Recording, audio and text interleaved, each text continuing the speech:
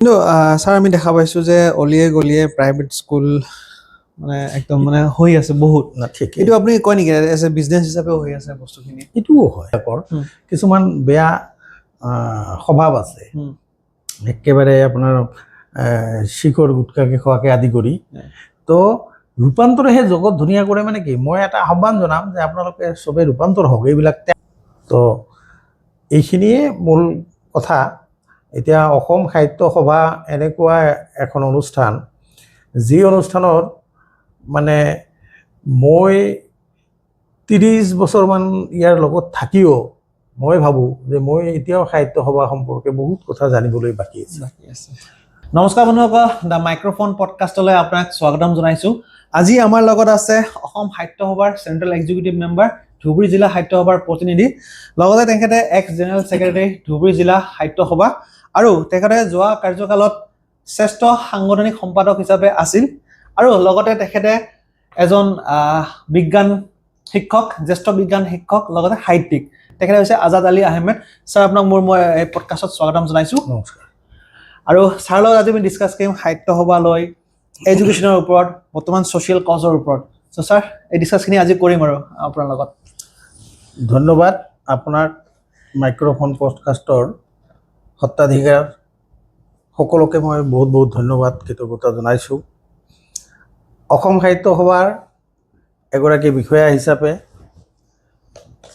এগৰাকী শিক্ষক হিচাপে এগৰাকী সাহিত্য কৰ্ম কৰি থকা ব্যক্তি সাহিত্যিক যদিও কৈছে মই সাহিত্যিক নহয় আচলতে সাহিত্য কৰ্ম কৰি ভাল পাওঁ মই যদিও বিজ্ঞানৰ শিক্ষক বিজ্ঞানৰ লগতে সাহিত্য চৰ্চা অলপ কৰিবলৈ চেষ্টা কৰোঁ তো আপোনাৰ জৰিয়তে গোটেই আমাৰ এই অঞ্চলৰ গোটেই অসমৰ শ্ৰদ্ধাৰ ৰাইজক মই নমস্কাৰ জনাইছোঁ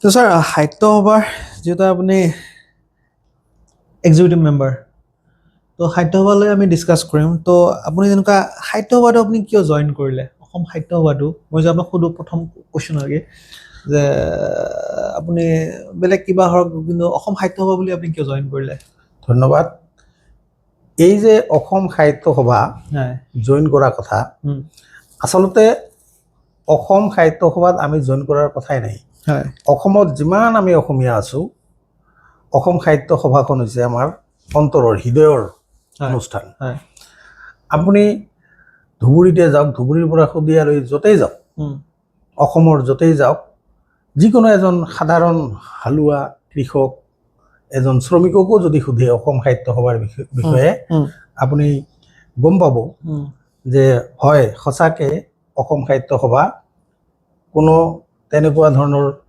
মানে জাতি জনগোষ্ঠী বা তেনেকুৱা অন্যান্য মানুহৰ মাজত কোনো ভেদভাৱ নৰখা এটা অনুষ্ঠান এই অনুষ্ঠানটোত আমি সৰুৰে পৰা আমি যেতিয়া পঢ়া শুনা কৰিছিলোঁ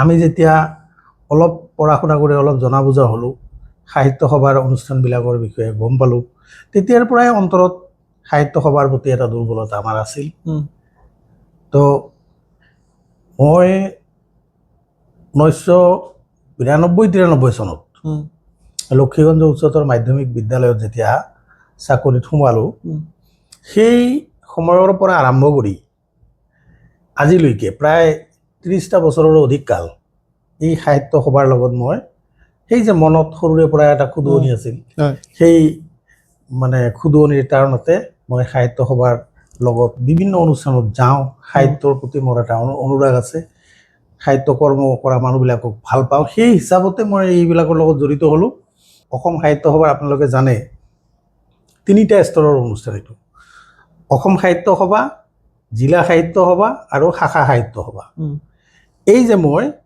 তেখেতক তেতিয়াই কথা দিলোঁ ৰোগীয়া দেহা থকা অৱস্থাতে তেতিয়াই তেখেতক কথা দিলোঁ যে ঠিক আছে আপুনি যিটো কথা কৈছে এইটো লৈ চিন্তা কৰিব নালাগে যদি ভালে কুশলে থাকোঁ মই আশা কৰোঁ আপুনি ভালে ৰোগমুক্ত হওক ভাল হওক কিন্তু যদি কিবা কাৰণত অসুবিধা হয় আপোনাৰ যি দায়িত্ব আপুনি যি কথা কৈছে এই কথা মই মানি ল'লোঁ মই এই দায়িত্ব ল'ম তাৰপিছত তেখেত নোহোৱা হোৱাৰ পিছত এতিয়া মই মানে সেই দায়িত্ব যেহেতু শিক্ষকসকলে আমাৰ জ্যেষ্ঠ শিক্ষকসকল আমাৰ মাজত যিমানখিনি আছিল সকলোৱে গমেই পাল যে এখেতক এইটো কথা কৈ গৈছে তেখেতসকলেও মোক অনুজ্ঞাই দি এতিয়া লক্ষীগঞ্জ শাখা সাহিত্য সভাৰ সম্পাদক বনাই দিলে তেনেকুৱাকৈ মই এই সাহিত্য সভাৰ বিষয়ববীয়া হ'বলৈ প্ৰথম মানে হ'লোঁ তাৰপিছত পৰ্যায়ক্ৰমে মই শাখাখনৰ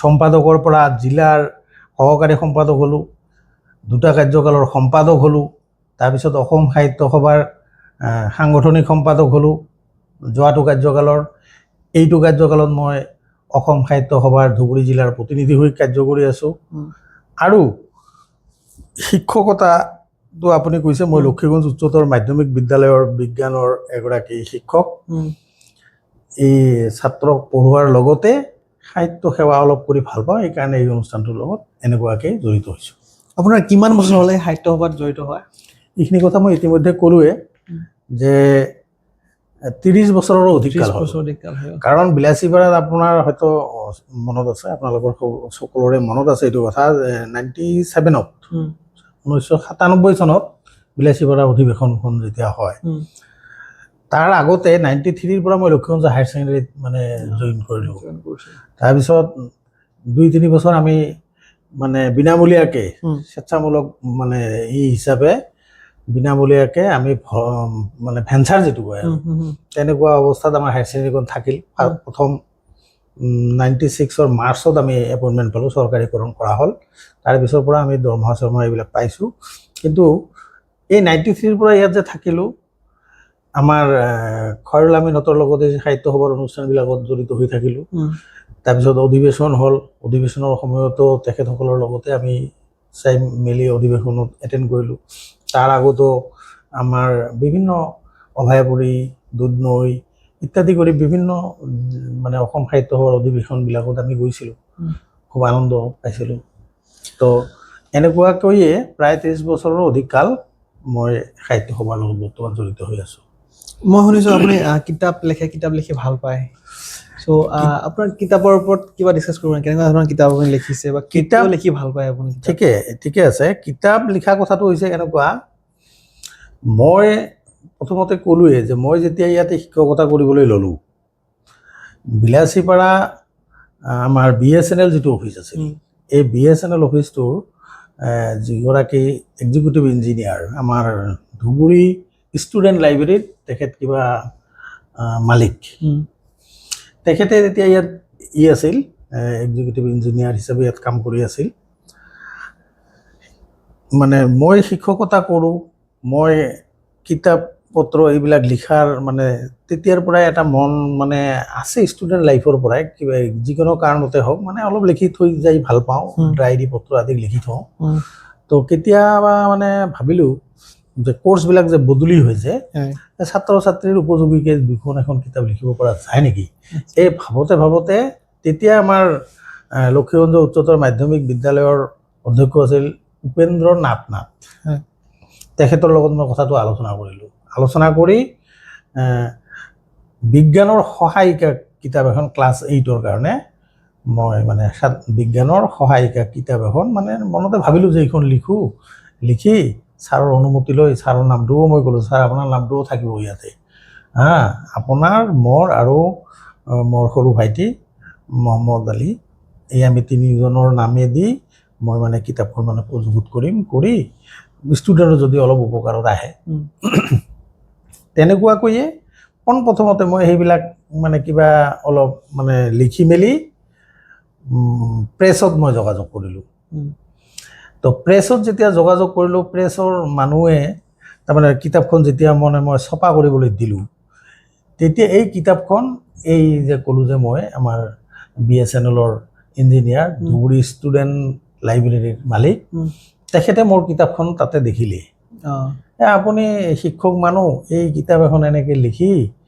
আপুনি ক'ত বিক্ৰী কৰিব ক'ত ঘূৰি ফুৰিব আপুনি এটা কাম কৰক আপুনি যদি কিতাপখন মোকে দিয়ে যদি তেতিয়াহ'লে কিতাপখন চালোঁ মই চলাই দিয়া যাব যেন লাগে তো আপুনিও কিবা এটা পাব আপুনি মোক দিয়ক তেতিয়াহ'লে আমি মানে চাৰ্কুলেশ্যনটো ভালকৈ কৰিব পাৰিম বিভিন্ন ঠাইত দিব পাৰিম এই যে মই যে প্ৰথম মানে মোৰ ফালৰ পৰা মই আগ্ৰহ কৰিলোঁ কিতাপ মানে নোট মানে সহায়িকা কিতাপ এখন লিখিলোঁ এইখনত যে বেলেগ মানুহে যে ল'ব খুজিলে এখন মানে লাইব্ৰেৰীৰ গৰাকীয়ে, তেতিয়া মই মানে নিজকে ভাবিলোঁ যে কিজানি এইটো কৰিব পৰা যাব কিজানি। তেনেকুৱাকৈ ভাবোঁতে সেই কিতাপখন মই ক'লোঁ যে ঠিক আছে, এইখন কিতাপ মই আপোনাক নিদিওঁ, মই লাগিলে বেলেগ কিতাপ আপুনি বেলেগ ক্লাছৰ কিতাপ আপুনি ক'লে মই সেইখন লিখি দিম। এই কিতাপখন মানে ময়ে লিখোঁ, ময়ে ছপা কৰি উলিয়াওঁ, কিন্তু আপুনি আপোনাৰ লাইব্ৰেৰীত বিক্ৰী কৰিব বুলি মানে তেতিয়া তেখেতৰ লগত মোৰ আলোচনা হ'ল। তেনেকুৱাকৈ আলোচনা হোৱাৰ পিছত মোৰ কিতাপখন ওলোৱাৰ পিছত মই আৰু 5 6 এনেকৈ ক্লাছ 10 লৈকে বিজ্ঞানৰ সহায়িকা কিতাপ প্ৰথম মই লিখি ওলালোঁ আৰু কি। আৰু তেখেতে এইবিলাক বিক্ৰী কৰিলে। কোনোবা এখন কিতাপত মোৰ নাম আছে, কোনোবা এখন কিতাপত আহমেদ আৰু মোল্লা বুলি কিবা লিখা আছে, এইটো ষ্টুডেণ্ট লাইব্ৰেৰীয়ে আছে। তো যিয়ে নহওক, যেতিয়া এইবিলাক বস্তু মানে কিতাপ লিখাৰ এটা মানে হ'ল, তাৰপিছত কিতাপ লিখি পেলাই সাহিত্য সভাৰ লগত এই মিটিংবিলাকৰ লগত যেতিয়া জড়িত হ'লোঁ, সাহিত্য সভাত বিভিন্ন আলোচনাত বিভিন্ন ধৰণৰ মানুহৰ কবিতা, গল্প, প্ৰবন্ধ এইবিলাক অলপ লেখাৰ যিটো ধৰণ সেইবিলাক অলপ চালোঁ। তেতিয়া মোৰো মানে মনত মানে ইচ্ছা হ'ল যে লিখিব পাৰিম নেকি দুটা এটা, মই চেষ্টা কৰোঁ। তেনেকুৱাকৈ চেষ্টা কৰি প্ৰথমতে মই দেশী ভাষাতে মানে 3খন নাটক আৰু প্ৰবন্ধ বুলি এখন মানে প্ৰবন্ধৰ কিতাপ তাৰমানে তাতে লিখিলোঁ। তাতে সৰু সৰু দেশী নাটক থাকিল 3খনমান, আৰু প্ৰবন্ধটো থাকিল দেশী বিয়া গীতৰ ওপৰত। তেনেকুৱাকৈ প্ৰথমখন মই মানে সাহিত্য কৰ্মৰ কিতাপ এখন লিখিলোঁ। তাৰপিছত মহাকবি কালিদাস বুলি এখন কিতাপো মই লিখিলোঁ। তাৰপিছত এই শেহতীয়াভাৱে মই কি কয় এইটো দেশী ভাষাৰ চিল্লক বুলি নাম দিলোঁ। তাৰমানে সাঁথৰবিলাক যে আছে, সাঁথৰবিলাকক আমাৰ গোৱালপাৰীয়া বা দেশী ভাষাত আমি কওঁ চিল্লক বুলি কওঁ। এই চিল্লক নাম দি এখন চিল্লকৰ কিতাপো মই যোৱা বছৰ উলিয়াইছোঁ। আৰু সদ্যহতে মই আমাৰ ইমান দিন মানে শিক্ষকতা কৰি যি মোৰ অভিজ্ঞতা হ'ল, মই যি দেখিলোঁ আমাৰ ছাত্ৰ ছাত্ৰীয়ে, আমাৰ মানুহবিলাকে গণিত বিষয়টোক বৰ বেছি কঠিন বুলি ভাবে।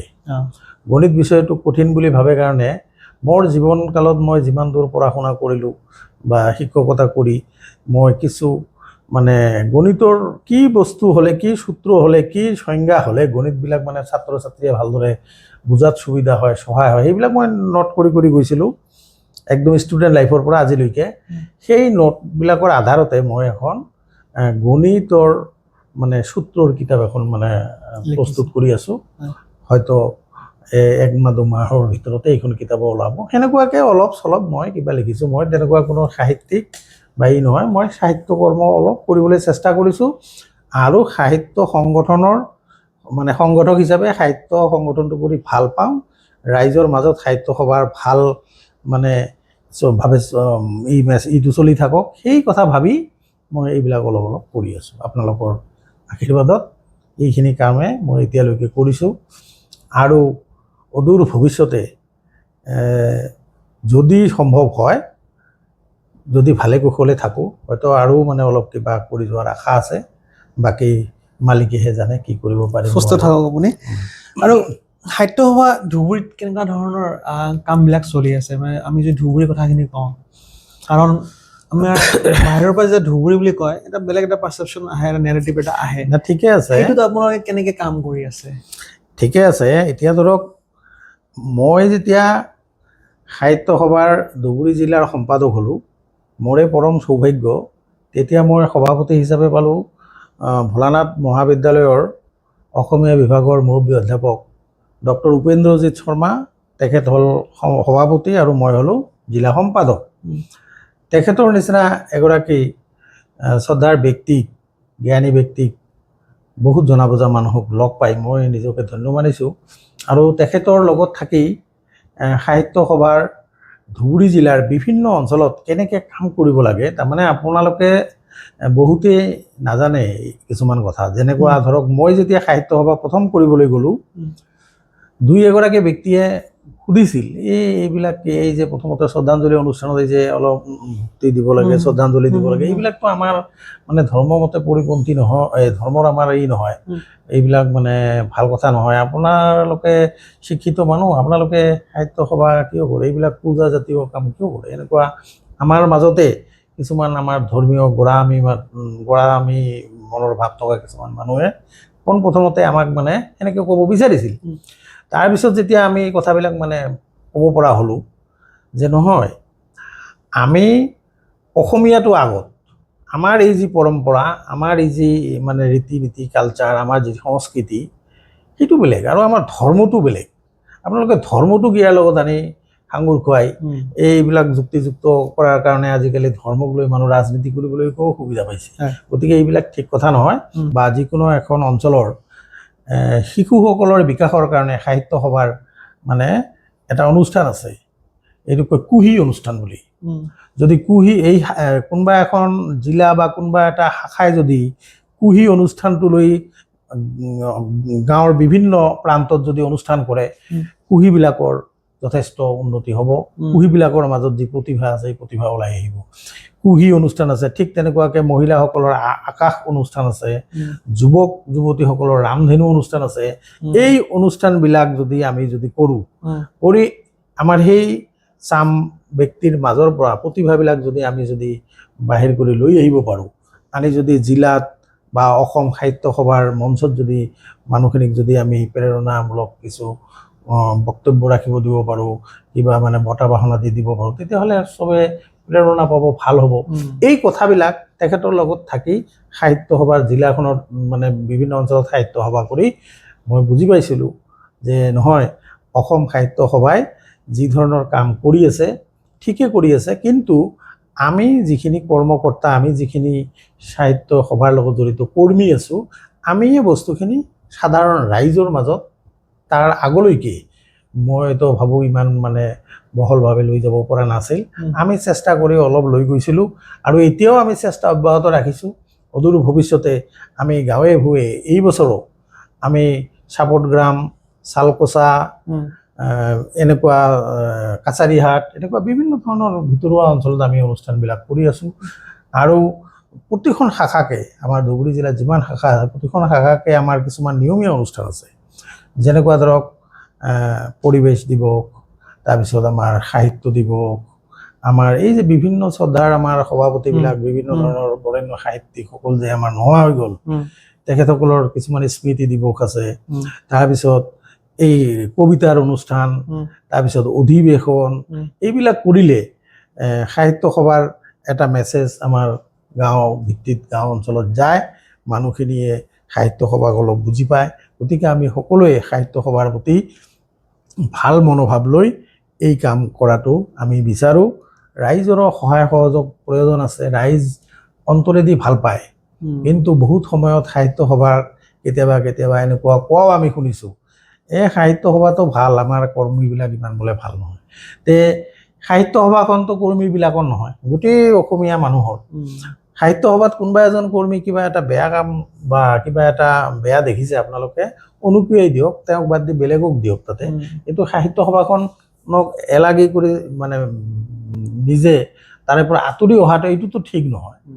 তো এই ধৰণৰ কথা আমি আমাৰ ফালৰ পৰা যিমান দূৰ সম্ভৱ আমি চেষ্টা কৰি আছোঁ সাহিত্য সভাক মানে একেবাৰে তৃণমূল পৰ্যায়ৰ আমাৰ সাধাৰণ সজোৱা কৃষক এইসকল ব্যক্তিসকলৰ মাজলৈ আমি লৈ যাবলৈ চেষ্টা কৰি আছোঁ। আৰু এই বছৰত আমি অসম সাহিত্য সভাও কৰিছে, আমি ধুবুৰী জিলা সাহিত্য সভাওতো দেখিছোঁ মানে প্ৰতিটো অনুষ্ঠানতে, যেনেকুৱা ধৰক আমাৰ 20 জুনত মানে চালকোচাত আমাৰ আছে ৰাভা দিৱস আছে, সেইদিনাখনো সেই অঞ্চলৰ বা আমাৰ ধুবুৰীৰ একেবাৰে পিছপৰা অঞ্চলৰ বা ভাল জনা বুজা তেনেকুৱা ভাল শিল্পী যদি আছে, যোনে এতিয়াও মানে প্ৰচাৰ বিমুখ, যোনে এতিয়াও মানে কোনো ধৰণৰ মানে কৰা নাই, তেনেকুৱা ধৰণৰ ব্যক্তিবিলাকক আমি তাতে বঁটা দিয়াৰ মানে ব্যৱস্থা কৰিছোঁ, কৰি তেখেতসকলক মানে উৎসাহ দিয়াৰ, প্ৰেৰণা দিয়াৰ কাৰণে আমি চেষ্টা কৰি আছোঁ। আমাৰ অৰুণোদয় দিৱসত আমি সাংবাদিকবিলাকক তেনেকুৱাকৈ দিলোঁ। তাৰপিছত আমাৰ ভোলানাথ মহাবিদ্যালয়ত এটা অনুষ্ঠান হ'ল, তাতে আমাৰ কৃষককো আমি বঁটা দিছোঁ, শ্ৰেষ্ঠ কৃষক হিচাপে যুৱ এগৰাকীক। তাৰপিছত আমাৰ শিক্ষাগুৰুৰ এৱাৰ্ড, এনেকুৱাকৈ বিভিন্নজনক মানে আমি দি চেষ্টা কৰি আছোঁ, যদি অলপ মানে মানুহখিনিক সজাগ কৰিব পৰা যায় সাহিত্য সভাখনৰ প্ৰতি, আৰু অলপ যাতে আগ্ৰহ মানুহৰ বাঢ়ে, আমাৰ নতুন প্ৰজন্মৰ যাতে আগ্ৰহ বাঢ়ে, সেই সম্পৰ্কে আমি চেষ্টা কৰি আছোঁ। এতিয়া সাহিত্য সভা যেনেকুৱা মানে মই যদি ভাবোঁ যে সাহিত্য সভাত মই জইন কৰিম, সাহিত্য সভাৰ পিছত মই কাম কৰিব বিচাৰিম, তাৰ প্ৰচেছটো কেনেকুৱা হ'ব? সেইটো কথা মই ইতিমধ্যে ক'লোৱে। তাৰমানে সাহিত্য সভাত হৈছে কি, আমি অঘোষিত, আমি মানে কোনো কাৰো ঘোষণা নালাগে, আমি ইতিমধ্যে সাহিত্য সভা চবেই ভাল পাওঁ, আমি সাহিত্য সভাৰ সদস্য হওঁ। কিন্তু এটা শাখাত জড়িত হ'ব লাগিলে বা জিলা সভাত বা অসম সাহিত্য সভাত জড়িত হ'ব লাগিলে কিছুমান মানে সদস্য ভৰ্তি হোৱা কিছুমান প্ৰক্ৰিয়া আছে। যে 20 টকা বা 25 টকা এটা দি পেলাই আপুনি এখন শাখাৰ মানে সাধাৰণ সভ্য এগৰাকী হৈ আপুনি শাখাখনৰ লগত জড়িত হ'ব পাৰে। নাইবা স্থায়ী সভ্য আছে অসম সাহিত্য সভাৰ, স্থায়ী সভ্য মানে আজীৱন সভ্য আছে, হিতৈষী সভ্য আছে, পৰম হিতৈষী সভ্য আছে, এনেকুৱাকৈ মানে কেইবাটাও মানে স্তৰ আছে। এই সদস্যতা পদ গ্ৰহণ কৰিও আপুনি এই সাহিত্য সভাৰ লগত বিভিন্ন স্তৰত, এতিয়া শাখা স্তৰতেই হওক বা অসম সাহিত্য সভাৰ স্তৰতেই হওক যোগাযোগ কৰিব পাৰে বা আপুনি সদস্য হ'ব পাৰে। তো ইয়াৰ কাৰণে সাধাৰণতে শাখাবিলাক জিলাবিলাক কি কৰে কাম কৰি থাকে। কিন্তু আমাৰ ইয়াত হয় কি, আপোনালোকে জানে যে যিমান অনুষ্ঠান আছে সব অনুষ্ঠানতে কি হয়, মানুহৰ কিবা নহয় কিবা অলপ মানে স্বাৰ্থ থাকে। অসম সাহিত্য সভাত যে আমাৰ স্বাৰ্থ নাই এনেকুৱা নহয়, এইটোও আমাৰ বৃহৎ স্বাৰ্থৰ অনুষ্ঠান। কিন্তু এই স্বাৰ্থটো আমাৰ মানে এই ধন ঘটা অনুষ্ঠান নহয়। তাৰমানে যাৰ কাৰণে হয় কি বহুতে ভাবে কি ইয়াত গৈ কি হ'ব, নাযাওঁ, আমি ইয়াত জড়িত হৈ কি হ'ব, নহওঁ। গতিকে এই ভুল এদিনাখন নিশ্চয় ভাঙিব। আৰু মই ভাবোঁ সাহিত্য সভাত চবে জড়িত হ'ব। আপুনি যেনেকৈ ক'লে তেনেকুৱাকৈ বহুত মানুহে ভাবে যে আমি ইয়াত কেনেকৈ জড়িত হ'ব পাৰিম, জড়িত হোৱাটো নাজানো, আমিতো সাহিত্যিক নহওঁ, আমিতো লেখা মেলা নকৰোঁ। কিন্তু আমি যে কথাবিলাক কওঁ, কথাবিলাক যে প্ৰকাশ কৰোঁ, এইটো সাহিত্য। সাহিত্য কি? গতিকে আমিতো চবেই সাহিত্য চৰ্চা কৰোঁ, কমেই হওক বেছি হওক। তো কথাবিলাক বুজি নোপোৱাৰ কাৰণে এনেকুৱা হৈছে। আশা কৰোঁ বুজি পালে এই সমস্যা আমাৰ নাথাকিব। আমি সকলোৱে অসম সাহিত্য সভাৰ লগত জড়িত হোৱা উচিত। অসমৰ যেনেকুৱা কালচাৰটো ডাইভাৰ্চিফাইড, একদম ডাইভাৰ্চ কালচাৰ, বড়ো, মিচিং, ৰাভা, কাৰ্বি আছে। সাহিত্য সভা ইহঁতক কেনেকৈ আমি ডেভেলপ বা আপোনালোকে কেনেকৈ সেই বস্তুখিনি একেলগে ডেভেলপ কৰি আছে বস্তুখিনি? ঠিকে কৈছে। আচলতে অসম সাহিত্য সভা হৈছে কি, এতিয়া ধৰক বড়ো মানুহ এজন, বড়ো সাহিত্য সভা আছে, বড়ো কালচাৰ আছে, বড়ো আছে। আপুনি লক্ষ্য কৰিবচোন, এই আপোনাৰ এই পডকাষ্ট বুলি কথা নাই, টিভি চেনেলেই হওক বা যিকোনো মিডিয়াতে হওক বা যিকোনো নেশ্যনেল লেভেলতে হওক, চাব যেতিয়া এজন বড়ো মানুহে যেতিয়া মানে আপোনাৰ বক্তব্যখিনি ৰাখিব, চাব আপুনি তেখেত পৰাপক্ষত অলপ ভুল যদিও হয়, পৰাপক্ষত চেষ্টা কৰে কিন্তু অসমীয়াতে ক'ব লাগিব। তাৰমানে কি, বড়োখিনি অসমীয়াই। আজি আমাৰ ইফালে আমাৰ এই অঞ্চলত কি হৈছে, আমি দেশী ভাষা কওঁ, গোৱালপাৰীয়া ভাষা কওঁ। তো আমি কি আমাৰ মাতৃভাষা বুলি ক'লে আমি কি গোৱালপাৰীয়া বুলি কওঁ নেকি? আমিতো অসমীয়াই কওঁ। তেনেকুৱা আপুনি গোৱালপাৰা এইটো অঞ্চলত যাব, ৰাভা মানুহবিলাক আছে, তেনেকৈ আমাৰ মিচিং, মৰাণ, কাৰ্বি কিমান আছে, চবৰে অসমীয়া ভাষাৰ অন্তৰ্গত, চবে আমি অসমীয়া ভাষাৰ অন্তৰ্গত চবে। এইবিলাক আমাৰ কিছুমান কি ক'ব জনসমষ্টি, কিছুমান আমাৰ তেনেকুৱাকৈ আমাৰ বিভিন্ন ধৰণৰ অসম সাহিত্য সভাত মানে জনগোষ্ঠীয় কিছুমান উপসমিতিও আছে।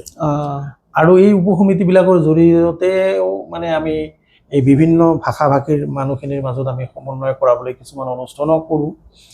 আৰু আমাৰ অসম সাহিত্য সভাৰ যেতিয়া অধিৱেশন হয়, আপোনালোকে লক্ষ্য কৰিলে পাব, তাৰমানে বড়ো সাহিত্য সভাৰ যিগৰাকী সভাপতি আছে বা আমাৰ ৰাভা সাহিত্য সভাৰ যিগৰাকী বিষয়ববীয়া আছে, মানে মিচিঙৰ যিগৰাকী আছে, মৰাণ মটক যোনে যিমান আছে আৰু কি, সকলো মানে সাহিত্য সভাৰে ব্যক্তিবিলাকক লৈ কেতিয়াবা আমি মানে কি কৰোঁ, সমন্বয় কোন জনগোষ্ঠীৰ কেনেকৈ উন্নতি কি কৰা যাব সেইবিলাক লৈ কেতিয়াবা আলোচনা কৰি সেইবিলাক কাম কৰা হয়।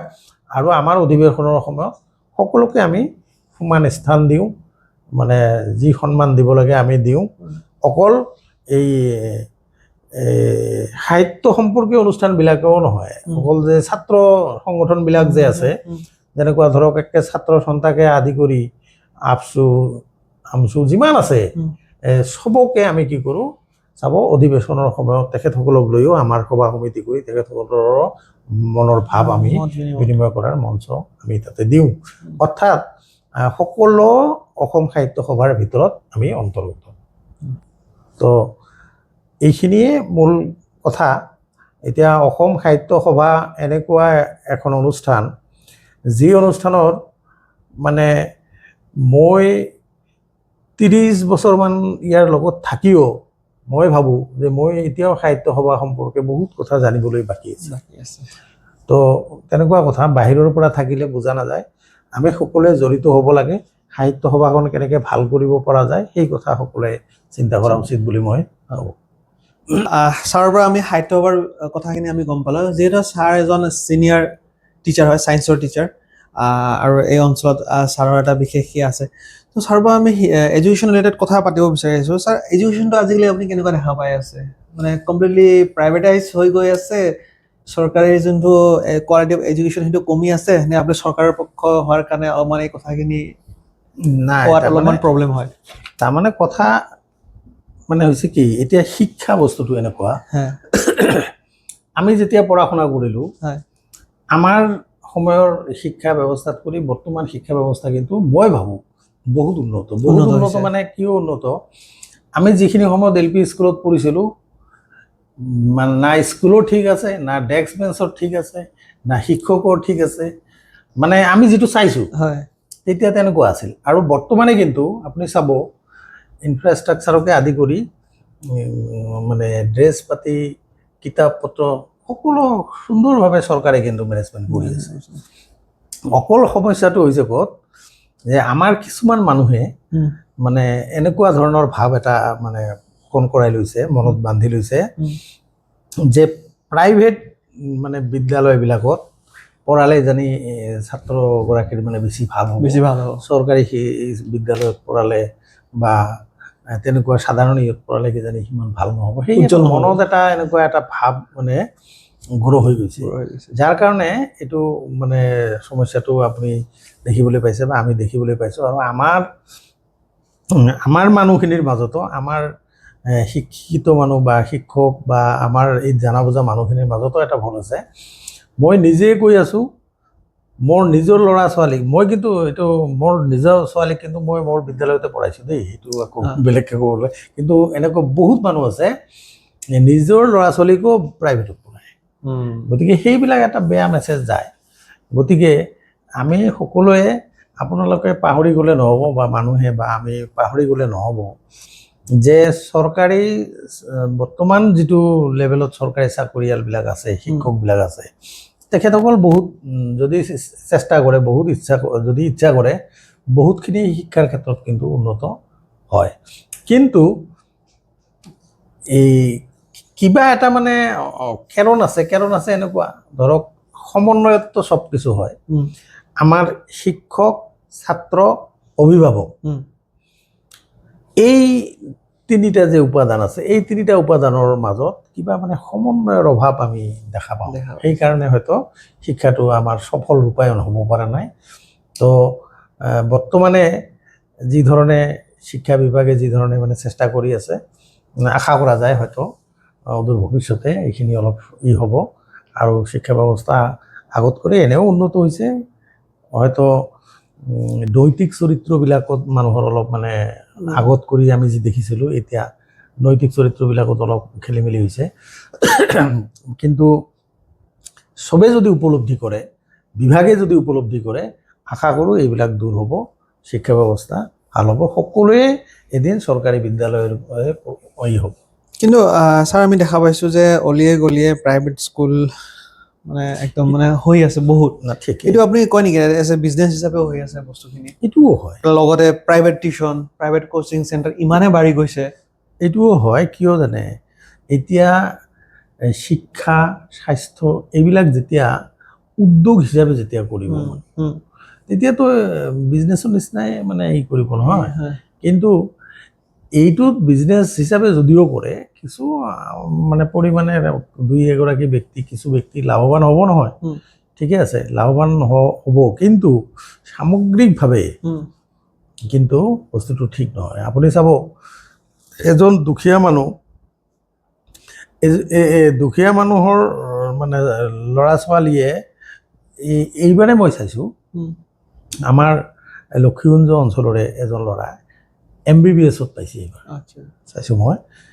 তেওঁ একেবাৰে দুখীয়া, তেওঁৰ দেউতা আছিল এখন মছজিদৰ মুৱাজ্জিন কৰে, বহুত কষ্ট কৰি পঢ়া শুনা কৰি মানে ছাত্ৰ তাৰে পঢ়াইছে। ই প্ৰাইভেট স্কুলত পঢ়া নাই কাৰণে হোৱা নাই নেকি? সেইটোতো নহয়। আজি চাওক জুবিন গাৰ্গৰ নিচিনা মানুহজনক যি এটা উদ্ভিদ আৱিষ্কাৰ কৰি জুবিন গাৰ্গৰ নামত উচৰ্গা কৰিলে, সেইগৰাকী ব্যক্তি কিন্তু আমাৰ এই অঞ্চলত, আমাৰ লক্ষীগঞ্জৰ, আমি একেলগে কাম কৰা মানুহ। সি কিন্তু লক্ষীগঞ্জ হায়াৰ ছেকেণ্ডেৰীত আমাৰ বিদ্যালয়তে পঢ়া ছাত্ৰী। ই আজি গুৱাহাটী ইউনিভাৰ্চিটিত কৰে, ইউনিভাৰ্চিটিৰ মানে বটানী বিভাগৰ অধ্যাপিকা। কিন্তু এই চৰকাৰী স্কুলত পঢ়াৰ কাৰণে কি হ'ব পৰা নাই নেকি? সেইবিলাক কোনো মানে নহয়। মানুহে যেনেকৈ ভাবে যে এইটো কৰিলে উদ্যোগ হিচাপে কৰিলে কিজানি বহুত টকা পইচা ঘটা যাব, বহুত কিবা কিবি কৰা যাব, এইবিলাক আচলতে হৈছে কি সহজে টকা উপাৰ্জন কৰা কিছুমান পথ হিচাপে ভাবি মানুহে এইবিলাক কৰে। কিন্তু আমি সেইবিলাকত মানে অনুসৰণ কৰাটো উচিত নহয়। এইবিলাক অনুসৰণ নকৰি আমি সকলোৱে চাব লাগে যে আমাৰ চৰকাৰী বিদ্যালয়, চৰকাৰী যিটো ছিষ্টেম আছে সেইটো কিয় ভাল নহ'ব, সেইটোতো গুৰুত্ব দিব লাগে। কিন্তু ছাৰ আমি প্ৰায় এটা কনফিউশ্যন দেখা পাইছোঁ গাৰ্জেনৰ মাজত যে অসমত পৰে ছেবা এণ্ড CBSE, সেইটো বিষয়ে আপুনি কি ক'ব বিচাৰে? মানুহে বহুতে অসমৰ যিবিলাক মানুহ আছে বহুতে কয় ছেবাত পঢ়াটো ভাল, কিন্তু অসমত চাকৰি কৰিব লাগিব, CBSE হৈছে চেণ্ট্ৰেল বেলেগ, সেইটোত আপুনি কি ৰিলেট কৰিব বিচাৰে? এতিয়া চাওক, মানে আমাৰতো মানুহবিলাকৰ ধাৰণা কিছুমান আছে, নথকা নহয়।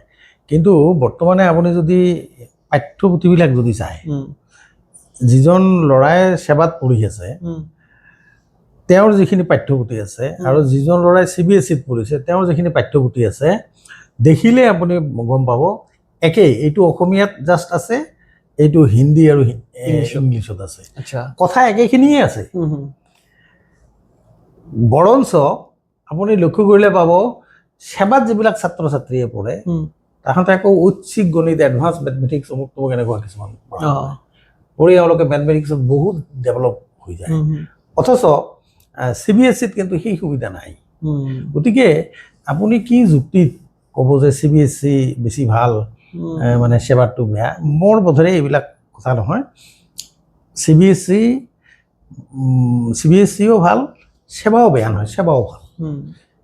আগত যেতিয়া মানে আমাৰ এইবিলাক অঞ্চলত JNVK আদি কৰি কেন্দ্ৰীয় বিদ্যালয়বিলাক যেতিয়া নাছিল, বেছিভাগ মানুহেতো ছেবাতে পঢ়া শুনা কৰিছিল। ভাল ভাল চাইণ্টিষ্ট, ভাল ভাল মানুহ কিয় হোৱা নাই নেকি? গতিকে এইবিলাক কথা নহয়, মানুহৰ ভুল ধাৰণা কিছুমান আছে, সময়ত এইবিলাক নোহোৱা হ'ব বুলি মই ভাবোঁ। আপুনি এতিয়া যিবিলাক নতুন প্ৰজন্মৰ যুৱক যুৱতী আছে তেখেতসকলক মানে কি মেছেজ দিব বিচাৰে as a senior most teacher in this area, in this locality? নাই, ঠিকে আছে। মই আমাৰ যি নতুন প্ৰজন্ম, এই নতুন প্ৰজন্মৰ মানে সকলো ছাত্ৰ ছাত্ৰী সকলোকে মই এটাই অনুৰোধ কৰিম যে আমি পঢ়া শুনা কৰাই হওক, পঢ়া শুনা নথকাই হওক, আমি কিন্তু শ্ৰদ্ধাৱান লগতে জ্ঞানম, এষাৰ কথা আছে সংস্কৃতত, শ্ৰদ্ধাৱান লগতে জ্ঞানম, অন্তৰত শ্ৰদ্ধা ভক্তি ৰাখিব লাগিব। তেতিয়াহ'লে আমাৰ সমাজ ভালে থাকিব আৰু আমি জ্ঞানী হ'ব পাৰিম। আমি যদি জ্ঞানী হওঁ তেতিয়াহ'লে আমাৰ সমাজ ভাল হ'ব। আমাৰ সমাজ ভাল হোৱা, অসম ভাল হোৱা, গোটেই ভাৰত ভাল হোৱা, গোটেই বিশ্বই ভাল হৈ যাব। সেইকাৰণে হয়তো জ্যোতিপ্ৰসাদ আগৰৱালাই এষাৰ কথা কৈছিল, ৰূপান্তৰেহে জগত ধুনীয়া কৰে। আমাৰ বৰ্তমান প্ৰজন্মৰ ছাত্ৰ ছাত্ৰীসকল বা এইবিলাকৰ শিশুবিলাকৰ কিছুমান বেয়া স্বভাৱ আছে, একেবাৰে আপোনাৰ শিখৰ গুটখাকে খোৱাকে আদি কৰি। তো ৰূপান্তৰেহে জগত ধুনীয়া কৰে মানে কি? মই এটা আহ্বান জনাম যে আপোনালোকে চবেই ৰূপান্তৰ হওক, এইবিলাক ত্যাগ কৰক, ৰূপান্তৰ হওক, তেতিয়াহ'লে নিশ্চয় সমাজ ব্যৱস্থা আমাৰ ভাল হ'ব, আমাৰ ভৱিষ্যত ভাল হ'ব। লগতে আৰু এষাৰ কথা ক'ম, আমাৰ বুঢ়া লোকৰ কথা, আমাৰ দেশী ভাষাত, আমাৰ গোৱালপাৰীয়া ভাষাত কিছু কথা আছে, পৰে পৰাই ৰৈ পাণ এই তিদি নাচিন্তে আন। যোনে মানে পঢ়ে, এই পঢ়াতেই গুৰুত্ব দিব লাগিব বেছি। তাৰপিছত যোনে পঢ়ায় অৰ্থাৎ শিক্ষাগুৰুসকল এই টিউশ্যন অমুক তমুক এইবিলাকত বেছি গুৰুত্ব নিদি পঢ়াটোত অলপ গুৰুত্ব বেছিকৈ দিব লাগিব। যদি তেনেকুৱা কৰে তেতিয়াহ'লে আশা কৰোঁ আমাৰ ভাল হ'ব আৰু আমাৰ ছাত্ৰ ছাত্ৰীসকলেও মানে যদি এই কথাবিলাক অলপ মনত ৰাখি চলে তেতিয়াহ'লে আশা কৰোঁ সকলোৰে ভাল হ'ব। গতিকে মই এইটোৱে আহ্বান ৰাখিম, এইটোৱে কথাই চবকে অনুৰোধ কৰিম যে আমি মানৱিক হ'ব লাগে, পাশৱিক হ'ব নালাগে। ৰেজাল্ট খুব ভাল হ'ল আপোনাৰ, একেবাৰে সুন্দৰ ৰেজাল্ট, আপোনাক একেবাৰে ঘাৰত উঠাই লৈ আমি নাচানাচি কৰি কৰিলোঁ, কিন্তু কেইবছৰমান পিছত যদি চাকৰি পাই যদি আপুনি ভ্ৰষ্টাচাৰত লিপ্ত হৈ যদি এই চিফ মিনিষ্টাৰ ভিজিলেন্সে যাই যদি আপোনাক ধৰি লৈ আহে কি হ'ব সমাজৰ। গতিকে তেনেকুৱা হ'ব নালাগে, আমি চবে নৈতিক চৰিত্ৰৰ হ'ব লাগে, ভাল হ'ব লাগে, এই আশাই কৰিম। এতিয়া লাষ্ট এটা কথা, আগত যোনটো টিচাৰ ষ্টুডেণ্টৰ যোনটো ৰিলেশ্যন আছিল, মানে আমি ছাৰ দেখা পাওঁ চাইকেলৰ পৰা নামো বা কিবা, এইটো আজি আছে নাই? আপুনি পায়নে নাই আজি? আজিৰ ডেটত আপুনি পায়নে নাই? সঁচা কথা ক'ব। এতিয়া বৰ্তমান হৈছে কি, আমাৰ এই বস্তুটো আগত কৰি অলপ কম মানে কমিছে, বহুত কমিছে। আগত কৰি কমিছে মানে এনেকুৱা নহয় যে একেবাৰে নাই, সেইটো ক'লে ভুল হ'ব। কিন্তু আমি এতিয়াও এনেকুৱা পৰিয়ালো পাইছোঁ, এনেকুৱা গাঁৱো পাইছোঁ য'ত গ'লে এতিয়াও আহি ছাত্ৰ ছাত্ৰী মাক দেউতাক সকলোৱে আহি আমাক ভক্তি কৰে গুৰু হিচাপে। গতিকে চব মানুহ বেয়া বুলি আমি ক'ব নোৱাৰোঁ, কিন্তু আগত কৰি আজি বৰ্তমানে অলপ মানে এই বস্তুটো অলপ কমিছে। ইয়াৰ কাৰণে অকল মানে সাধাৰণ জনতা বা সাধাৰণ মানুহেই দায়ী নহয়, আমাৰ শিক্ষকসকল আমিও দায়ী আছোঁ। আমিও মানুহখিনিক সেই নৈতিক চৰিত্ৰ বা সেই নৈতিক কথাখিনি ভালকৈ হয়তো শিকাব পৰা নাই, বা ইহঁতে ল'ৰা ছোৱালীবিলাকক শিকাব পৰা নাই, যাৰ কাৰণে এনেকুৱা হৈছে। গতিকে মই ভাবোঁ কথা এটাই, যদি চবে যদি এইবিলাক কথা যদি মনত ৰাখি চলে, সদাচাৰে সমাজ বাচে, জীৱন বাচে ধৰ্মে, মানুষ বাচে কৰ্মে, সদাচাৰে সমাজ বাচে, জীৱন বাচে ধৰ্মে। বুঢ়া লোকৰ মুখত আমি এইবিলাক কথা শুনিছোঁ। গতিকে আমাৰ যদি এই বুঢ়া লোকৰ এই কথাবিলাক যদি আমি অলপ যদি মানি থাকে তেতিয়াহ'লে নিশ্চয়কৈ আমাৰ সমাজ ভাল হ'ব, আমাৰ মানে নেক্সট প্ৰজাতিটো, আমাৰ প্ৰজন্মটোও ভাল হ'ব বুলি মই ভাবোঁ। তো ছাৰৰ পৰা আমি বহুতখিনি কথা শুনিলোঁ, সাহিত্য সভাৰ ৰিলেটেড, এডুকেশ্যন কথাখিনি ছাৰে বহুত ভালকৈ দাঙি ধৰিল, এডুকেশ্যনটো কেনেকুৱা হ'ব লাগে। আৰু প্ৰায় মই এটা কথা শুনো যে CBSE এণ্ড সেৱাৰ ডিফাৰেঞ্চ, ছাৰে ধুনীয়াকৈ কথাখিনি এক্সপ্লেইন কৰিলে। তো ছাৰ মই পডকাষ্টত অহাৰ বাবে ধন্যবাদ জ্ঞাপন কৰিছোঁ, আপোনাৰ মূল্যৱান সময় দিয়াৰ কাৰণে ধন্যবাদ জ্ঞাপন কৰিছোঁ। আপোনাকো ধন্যবাদ। মই আশা কৰিম আপোনাৰ এই পডকাষ্ট, আজিকালি বহুত পডকাষ্টৰে মানে এইবিলাকত আমি ভিডিঅ'বিলাকত ছ'চিয়েল মিডিয়াত আমি ভিডিঅ'বিলাকত চাইছোঁ, বহুতবিলাক মানে আছে, এই এক্সপ্ৰেশ্যনবিলাক ঠিক নহয়। আপোনাৰ ভাষাৰ যিবিলাক মানে কথা কোৱাৰ যিবিলাক ধৰণ, মানে কেতিয়াবা এনেকুৱা হয় যে নিজৰ মোবাইলটো নিজে ভাঙো নেকি, এনেকুৱা মানে এটা মনতে ভাৱ হয় আৰু কি। তো মই এটা মানে অনুৰোধ ৰাখিম যাতে আপোনালোকে বা আপোনাৰ জৰিয়তে হয়তো এই ভিডিঅ'টো যোনে চাব, চবকে মই মানে এটা অনুৰোধ কৰিম, বাকী যি হয় হওক, আপোনালোকে অলপ ডিচিপ্লিন, অলপ ভাষাৰ ক্ষেত্ৰত কম্প্ৰমাইজ কৰিব, এইটো অনুৰোধ ৰাখিলোঁ। আপোনাৰ এই যিটো মাইক্ৰফোন পডকাষ্ট, এনে বহুতবিলাকত মই চাইছোঁ, সেই তুলনাত কিন্তু আপোনাৰ যিটো মানে প্ৰনাউন্সিয়েশ্যন চাইছোঁ মই মানে জানিবলৈ মানে পাইছোঁ যে আপুনি যদিও অসমীয়া মাধ্যমত পঢ়া শুনা কৰা নাই, তথাপি আপোনাৰ লগত যিটো মানে মোৰ কনভাৰচেশ্যন হ'ল, কথোপকথন হ'ল, তাতেতো মই যথেষ্ট সুখী। আশা কৰোঁ আপোনাৰ চেনেলত তেনেকুৱা নহ'ব। গতিকে ভাষাৰ ক্ষেত্ৰত কিন্তু আপুনি যথেষ্টখিনি মানে সজাগ, আৰু আশা কৰোঁ আপোনাৰ আৰু মানে অলপ ডেভেলপ হওক, উন্নতি হওক। কিবা ছাজেশ্যন দিব নেকি মোৰ এই পডকাষ্টত কেনেকুৱা ধৰণে কৰিব লাগে? নাই, তাৰমানে কি, সুস্থীয়া হ'ব নালাগে বস্তুবিলাক। বহুত ক্ষেত্ৰত আমি দেখা পাইছোঁ একেবাৰে নিজৰ কিবা মানে বেনিফিটৰ কাৰণে কিছুমান মানে সুস্থীয়া কথাও মানে নক'ব লগা কথাও নকৰিবলগীয়া মানে কামো কৰা দেখা যায়। গতিকে আপোনালোকে মানে এইটো অলপ মানে ৰাখিব। অৱশ্যে চাইছোঁ মই আপোনাৰ বহুত ভিডিঅ'ই চাইছোঁ, মানে তেনেকুৱা পোৱা নাই যে এতিয়ালৈকে মই যিখিনি চাইছোঁ ঠিকে আছে। আশা কৰোঁ দূৰ ভৱিষ্যতো যাতে ধন্যবাদ ভালে থাকে, এইখিনিয়ে মানে আশা ৰাখিলোঁ। ধন্যবাদ জনাইছোঁ ছাৰক, ছাৰে বহুতখিনি কথা আমাক দাঙি ধৰিলে। চ' আশা কৰোঁ ভিডিঅ'টো লাষ্টলৈকে চাই থাকিব, আৰু এইখিনিলৈকে যদি আহিছে মানে লাষ্টলৈকে আপোনালোকে চাইছে, লাইক শ্বেয়াৰ এণ্ড ফ'ল' কৰিব নাপাহৰিব। ধন্যবাদ। ঠিক আছে, নমস্কাৰ।